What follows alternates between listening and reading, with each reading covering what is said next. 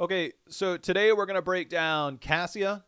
Cassia is a hero I think isn't often played, and it does make it tough to, I think, play Cassie at times, especially given her attack range and her skill dependency. She's more of an auto attack hero with a little bit of fluff here and there. She's listed as a medium difficulty hero, but I think a lot of people struggle in the department of Cassia because they're not as comfortable with the range. They're not as comfortable with everything else. For those that aren't in the know, everybody has a baseline, generally a 5.5 auto attack from a ranged assassin. Tychus's auto attack range is 4.5. Cassia's is 4. To put this into perspective, the auto attack range of a melee hero with a very large melee range attack is 2. So you put yourself in a dangerous position against a lot of these heroes that can threaten you. Early picking Cassia means that you can get blinded. You can have heroes that can counter you. Heroes like Johanna are going to blind you, and they're going to be able to get on top of you. Garrosh, you're right in range of his Q, making it very difficult to play around that. And so you kind of play on this level of Cassia to where you're near enemy heroes, and it can be kind of scary at times. We're going to talk about different ways to build around that. Obviously, you're going to have to be comfortable with A-moving. You have to be comfortable playing auto-attack heroes. And more importantly, you have to be comfortable with it because that's going to be your bread and butter from where your damage is. There's a lot of appealing talents that people will go. They all in, and it's going to be reminiscent of Greymane. We'll talk about those traps here in a moment. We'll go over it right now. So one of the biggest things, obviously we know if you use Q, it does damage and it spreads out. This is very good poke damage. It can really help you. There's a test or a quest that you can obviously go into this, but that's not exactly what you're looking for. Blinding Light, we know it's a great counter towards diving heroes like Greymane, Butcher, things that are going to dive you. Also has a good talent against Butcher to drop a blind on a charge so you can deal with heavy melee teams. So she does have a way of dealing with aggression, but at the same time, she can't just be, the over-aggressive type to say, I'm okay. And your fend. Now, this is one of the biggest traps because everybody wants to use this, except they don't know when to use it. We'll talk about that in just a moment. But let's get into the talents. So, Thunderstroke, I love questing talents. I think this is a good questing talent. However, if you want to play Cassia at the highest level and do lots of damage, Charge Strikes is ridiculously strong. They had to take away some of the baseline stuff to it before from having it hit structures. Back in the day, you could use this. But now it increases your basic attack damage by 20% and your basic attacks against non-structures to bounce near enemy heroes.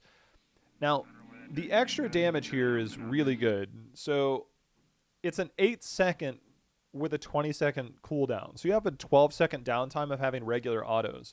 Cassia has incredibly high auto attacks. Her A-moving is a little weird, I think, if you don't play Cassia normally because her auto attack speed is a little bit different. So it does take some practice to get used to Cassia.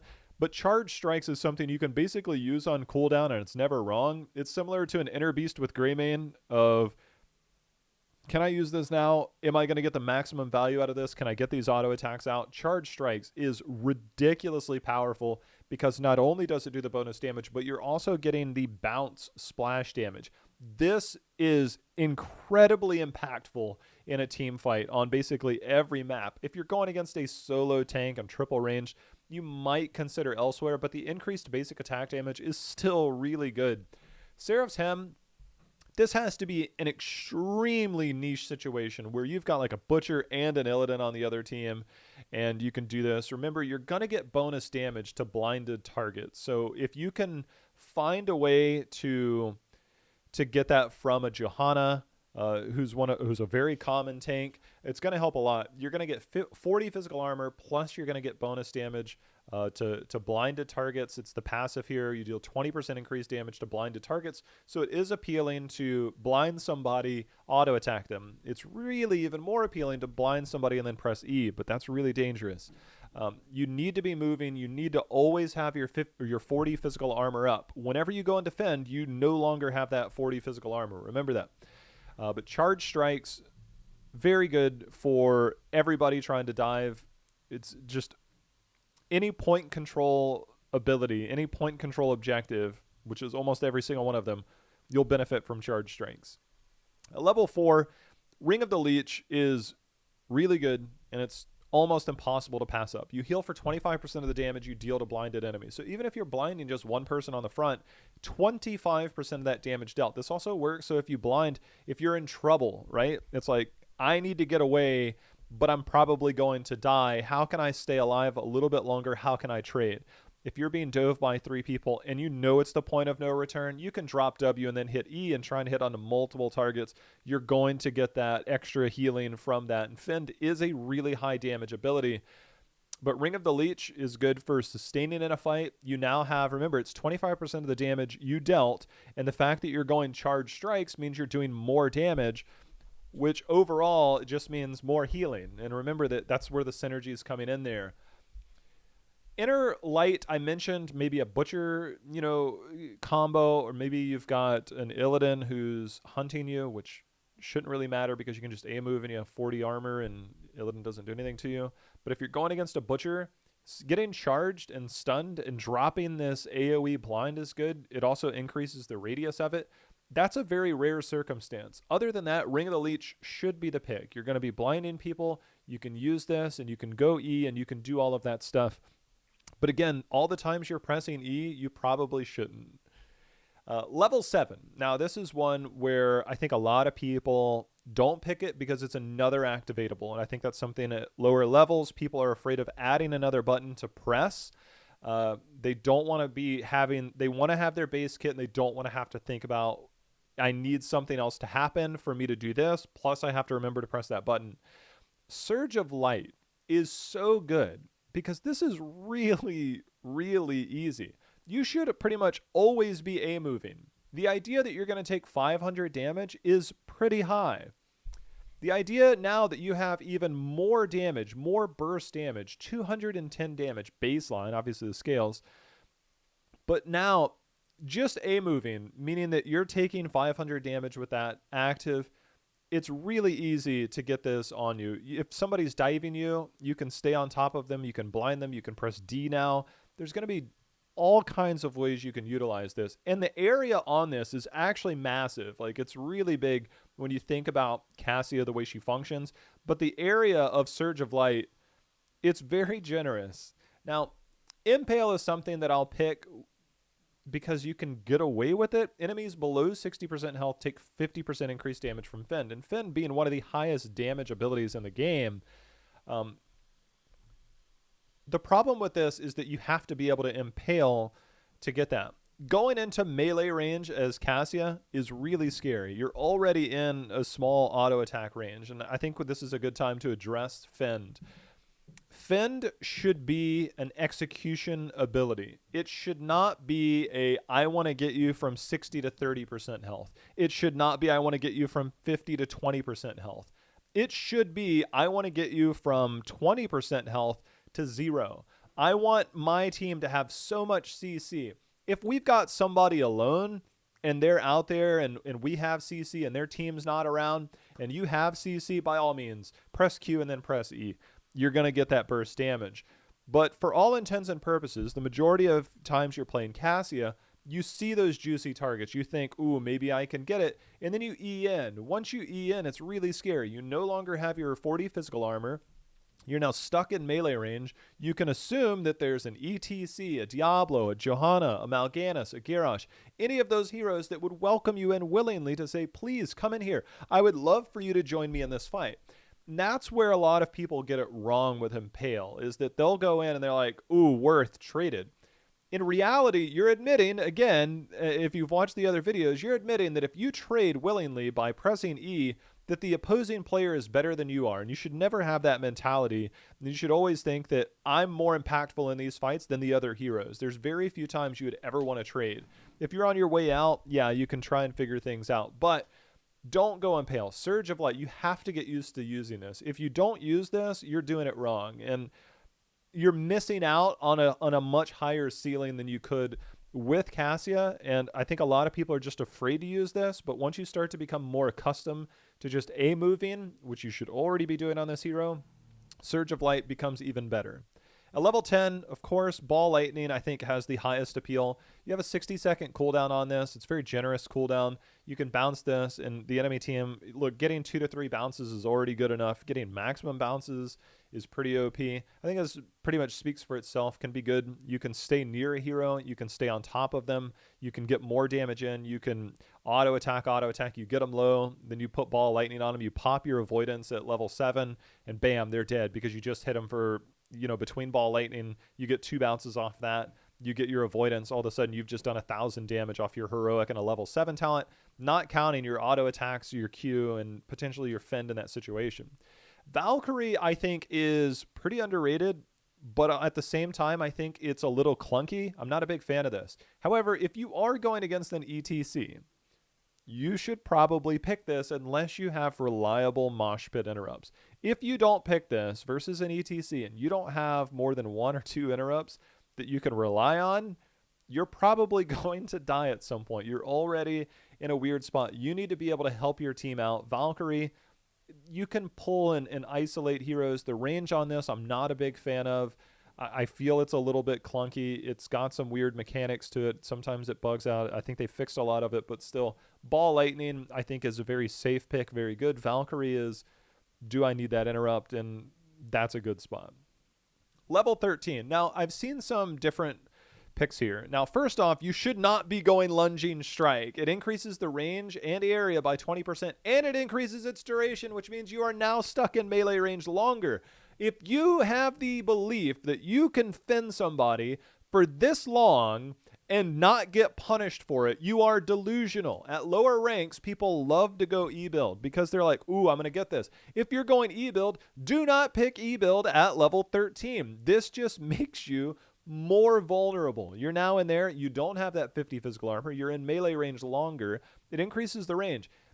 If I go against a Cassia that picks this talent, I'm probably like, that's cool, and I walk out of it. That extra half second, if this has been going that long and it takes me an extra half second to walk out of this, I need to get a new mouse, right? Because if I can't right click out of this, I'm insane. Now, one thing that does work really well, grounding bolt, getting the slow here, being able to control frontliners. This is a 1.5 second slow on an ability that has a pretty short cooldown of 4 seconds. So you have a 2.5 second downtime of not having control over somebody. This allows you, if a tank is walking at you, hit him with a Q, you're able to walk away. If there's a Garrosh coming at you, hit him with a Q, walk away. This helps out a lot. Now, obviously, there's a higher cap in terms of damage with Thunder God's Vigor, so that you can get the cooldown reduction on this, but in terms of what you want to bring to a team fight, yes, you can be greedier as Cassia, but you also want to be able to do more damage, but you also want to help your team. Getting slows means that everybody on your team benefits, including you. It allows you to make a lot more plays, stay on top of people, do a lot more things, and Grounding Bolt is good. Thunder God's Vigor is okay. Lunging Strike is terrible. Don't pick it. Now, 16 is the big one because there's so much you can do here. Pierce is really good to get more damage onto the enemy team. Charge Strikes is already an AoE ability, plus it does more single target damage. This brings more impact to a team fight. Getting this, it only splits when it hit heroes, so you have a chance to hit the heroes and it split multiple times there. Penetrate is another one that you have to stay in fend longer in order to get the value out of this, which is not an easy thing to do. Martial Law is also really good. Basic attacks against stunned, rooted, or slowed enemy heroes deal bonus damage equal to 3% of the hero's maximum health. There's a Garrosh on the front line. I just hit him with Q. Guess what? I went slow at 13. I auto attack. That's 3% of his life. I'm going against the Diablo. It's 3% of his life. Doesn't sound like a lot, but 3% is actually one of the highest ones that we have at level 16. Normally you see 1.5, 2, 2.5. Giant Killer at 13 for other heroes. Martial Law is good. If I have anybody that has stuns, roots, or slows, which is a wide variety of heroes that I should be having on my team, Martial Law jumps up tremendously. If I didn't go that, I think Pierce is still going to be really good because you get more of that AoE damage. You can hit multiple people, create multiple angles. Martial Law is good if it's just you and you're the only team, or you're the only person with a stun or a slow, which is difficult. I think both of them are very viable. I think you have to look at your situation, figure out, do I need the percentage-based damage? Do I need the Pierce? Most of the time, I think the Pierce is going to be the pick, but martial law also brings you that viability to just absolutely obliterate the frontliners. Level 20, Titan's Revenge does two things. It ignores armor. For what it's worth, they have removed a lot of the baseline armor in the games, but if you're going against the Garrosh, 100% pick. 100% pick. If you're going against the Mal'Ganis, 100% pick. If you just feel like not being at 4 auto attack range, Titan's Revenge gives you increased auto attack range, which takes you to 6. Which is the far more appealing part, given that not every hero is going to have armor, and this gives you more poke potential. It allows you to play safer, but it also allows you to play more aggressive, which means that you can walk forward to the exact same spot, but hit somebody behind where you've been playing at the entire game. Infinite Lightning, of course, there's mega appeal here for getting cooldown reduction, 3 seconds every time an enemy hero is hit. We've all seen some big pog plays here. Keep in mind that you're at level 20, okay? If you're winning a team fight, and let's say this bounces to the enemy heroes 6 times, you've got 18-second cooldown reduction. That brings it down to 42 seconds. That's pretty generous for it to bounce 6 times. Let's say it's 10 seconds or 10 bounces. Now it's down to 30 seconds. That's incredible. That's a very good heroic timer. Now, look at this from a perspective of at level 20. If I'm fighting for 30 seconds, if I get the ball lightning and then we go, and then of course the uptime is there, so technically your downtime is not as high. Let's say I can pop it 25 seconds later. If I'm in a fight for 30, 40 seconds in a team fight, let's say it bounced 6 times. If I'm in a fight for 30 or 40 seconds, that's one hell of a fight. Normally, fights are going to be a little quicker. You're not going to have that ball lightning going around. So the cooldown reduction is very rare that it can impact the exact same team fight. Every fight past level 20 is potentially game ending. So if I'm getting a 30-second cooldown, again, very generous, let's say 20 seconds. If I'm getting a 20-second cooldown, I still have 40 seconds. I'm just now waiting for the next team fight. Normally that team fight doesn't happen within 40 seconds. Death timers at that point are 60 seconds. So Titan's Revenge, getting that 2 extra range allows you to play more aggressive, allows you to do things differently from a safer distance, also ignoring armor, the added benefit if there are people there that have armor. So Infinite Lightning, I'll probably pick this half the time. Titan's Revenge, other times. And I think that's it for Cassia, is that you have to learn to be an auto attack hero and you have to learn to stop pressing E. It's the exact same thing as Greymane, except less rewarding. Just because I go into melee range doesn't mean that I stay in melee range and do more damage. I'm looking for that momentary burst. I better 100% have a kill or make sure that somebody behind me is going to benefit from this. If they're caught out and alone and I have CC, yeah, go for it. Press E, smash that E button. Q first, then press E, because Q is pretty strong for damage. But overall, you need to learn to auto attack. You need to be able to play around activating charge strikes at level 1. This is a 12-second downtime for bonus damage plus splash damage. Your numbers are going to skyrocket. Getting Ring of the Leech, OP. Getting Surge of Light, even better. This is really easy to absorb this damage. Level 13, good choices all around. Level 16, 2 very good choices. And none of these abilities are talent or fend abilities. And that's what you have to understand. You should auto attack probably 10 times more than you already are. The scary thing is, again, is you are at 4 auto attack range, the shortest of any ranged auto attacker we have in the game. And that makes it scary to play Cassia because there's so many tanks that can punish you for being even remotely far forward. And that's why Cassia has the potential for a lot of that damage, but also has that high risk versus reward. Things to look for in your composition are, do I have 2 heavy frontliners that have CC? If I'm playing with a Tyrael and a Malthael and I have nobody to stop people from walking past them to a ranged hero with 4 auto attack range, I'm in trouble. If I have a Johanna and a Blaze, I'm getting very aggressive. You have to balance that delicately. I think early picking a Cassia is bad in draft because one, she's hardly ever contested, but two, you should function around what the enemy team has, what you have, and then make it a hero, which makes Cassia more of a niche hero, but has the potential to be an every game hero. It's just really scary at times to play this and get away with it. As far as damage output, it's some of the highest in the games from a carry role, so you can get a lot out of her, but at the same time, it's a risk versus reward scenario based on how you play the hero, and that's how you have to decide, can I pick Cassia, and will I be countered? And if so, do I have the proper protection from my team to get away with it?